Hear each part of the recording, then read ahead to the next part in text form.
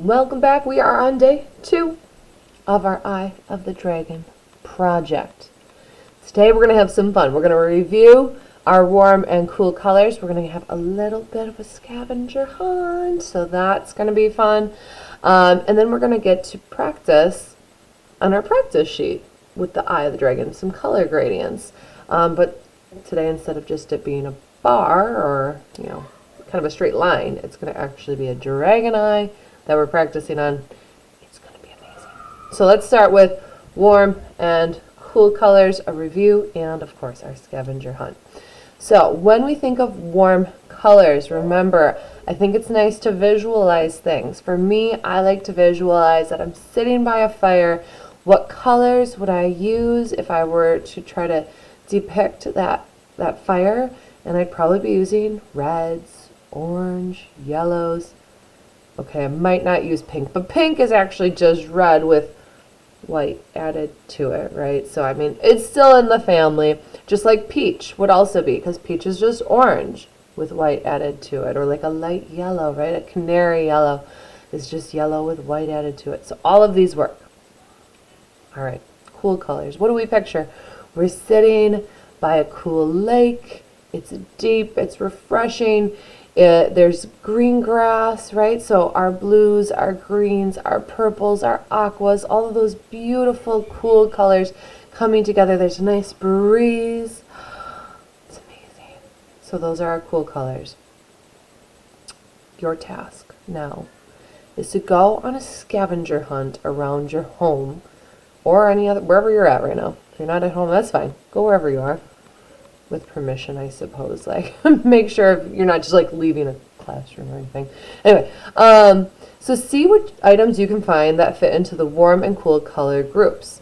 You're going to then bring them together. You're going to have like a warm pile over here and a cool pile over there. And we're going to take a photo.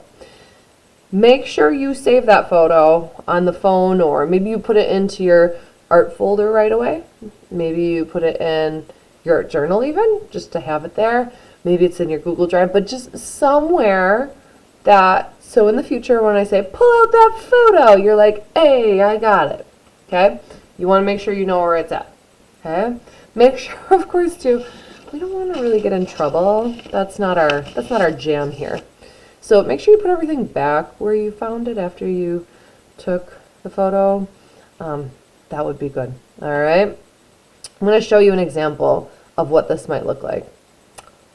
How fun is this? So we've got cool colors right here. And then way over there, we've got our warm colors. Now, if you've got something that's like warm and cool colors, like a blend of all of it, I would just cancel it or put it right in the middle. Maybe you have like a third group in the middle that's like the segue between the warm and the cool. But yeah, if you've got something that's like, oh, it's got green and red and it's like equal amounts of both, maybe we just, skip that one. If it's only got like a teeny bit, like you can kind of see there's like a dragonfly that's got like some yellow in the wings. It's only a little bit, so it's okay. Or over on the warm side, I see carrots that have some green, but you can see that the dog is also covering up most of that. You can do that too, kind of strategic positioning as well, also works. So anyway, take a picture, look something like this, and then put back your things. Put them back so we don't get in trouble. Cool? All right. So that's going to be like your homework. Make sure you're recording your time in your art journal as you do that fun stuff today. And then the next thing that we're going to do, like I said, yesterday we worked on this last class, right? Now we're going to be working on this. You might want to have a piece of paper underneath it. If it is two-sided, I know sometimes they print differently. So if yours is like back to back, you're probably going to want something underneath it so that as you're coloring, and this is on like the bottom, that this isn't going to get onto your tabletop or desk or whatever you're working on. Have a piece of paper underneath it so that as you're coloring, anything that would be transferred goes onto just like a piece of scrap paper. So mine, however, mine are separate. Once again, it's going to kind of depend how yours are printed. Or if yours is back to back and you're like, I don't like this, you can always just come in here and grab you know, grab the link, print off a separate one, and then that way you don't need to worry about it either. So that link, of course, as well as everything, is always right in there for you. So that's what we're going to be working on, though. So you can see I've got mine over here. And our goal is going to be, we really want to try to use some different variations of color gradients in here. So, you know, maybe I go from red to purple to blue, right? That'd be kind of a fun one. Or maybe yellow to green to, or yellow to green to blue, right? We could do that. So think about ones that maybe we haven't done yet, or expand on ones we already have. I think it's kind of nice to kind of pick a grouping. And so, like, for example, this row of scales here, I'd probably want to do all of them the same. So I'm going to start with my red. And you'll remember that there's as many ways to kind of use your oil pastels and to blend as there are people, I suppose, because we've all got different ways, artistic ways to do things. So I'm going to go from my red to kind of, I've got this one that's sort of almost like a magenta purple to more like a violet purple. So more of that cooler purple. And then to my blue. And notice right now, none of them are overlapping. Right now, if I'm looking at it, it's literally just like here's a line, here's a line, here's a line, right? Like there's no overlapping yet. Although my magenta almost looks like it, doesn't it? Like that's this one here. Because it is like a reddish purple, it actually kind of already gave that effect, which is cool. I will take that help. So now I'm just going to go over and kind of merge, you know, the two colors together a little bit more by using both of them. And remember, I like to do this hatching and cross hatching where I kind of build up and go over with the colors in different directions. But you may choose, you know, to use a tissue to blend it. You might choose to try out your blending stumps. You may choose to use your finger.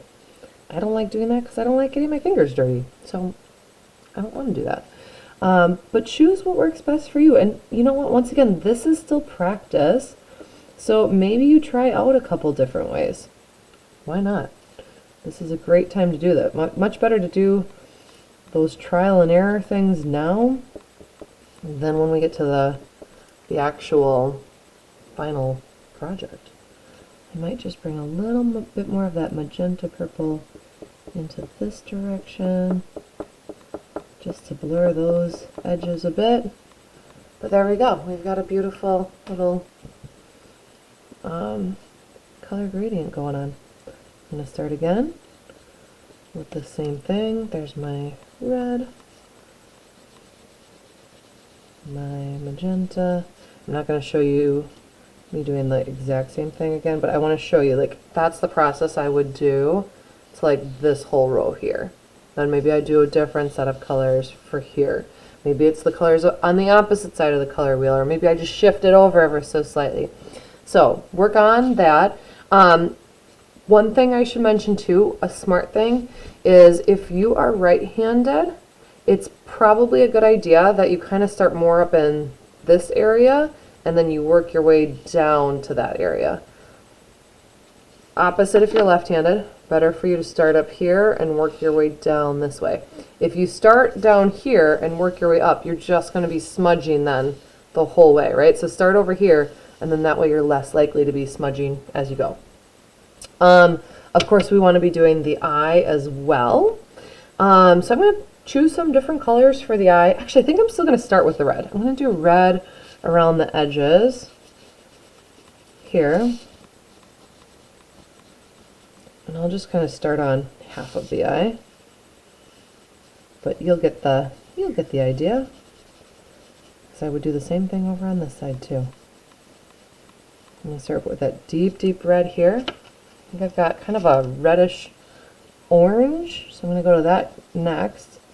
the closer in color that the pastel is to the last one, the easier it's going to be to get them to blend together. So it might mean that you're using, you know, an extra color or two on the in-betweens, but if it gets it to blend even better, why not, right? Utilize the fact that we've got all these beautiful colors at your disposal. So here's my kind of more standard orange. I think I've got a dandelion yellow here. So that's going to be kind of my next one in. And then where's my yellowy yellow? Here's my yellowy yellow, and that's going to be at the center. So right now, nothing's been blended, but because I chose colors that really nicely kind of like flow from one to the next, it almost looks like it. So that's going to make my life a little easier as I get going with this blending too. Once again, just keep trying out some of the different methods, see what you like here, what works for you, what doesn't. You might also want to have a tissue between your hand and the paper so you're not smudging. Up to you. Once again, I don't like getting dirty, so for me, yeah, I like to do that. To have something in between if I need it. Right now, I'm not even going over areas. Oh, another thing, if you've got that scrap paper, you might want to clean off. I can see like some of that dark blue got there. Whoops. Good thing this is practice and not the real deal. All right, you can see that gradient is really starting to rock now. It's looking good. We can't really tell the difference between one color and the next. It's just that beautiful fade. So the other portion of your homework then, aside from that really fun picture of warm colors versus cool colors, is to continue to work on this. And you can see I've got some different examples here. Don't forget too, you can also go from like, instead of from one color to the next, you could go within a specific hue. You can do it kind of monochromatic. So maybe it goes from like really dark blue to a medium blue to a little bit lighter blue to like a very pale blue. That's also an option too for color gradients. So play around with that.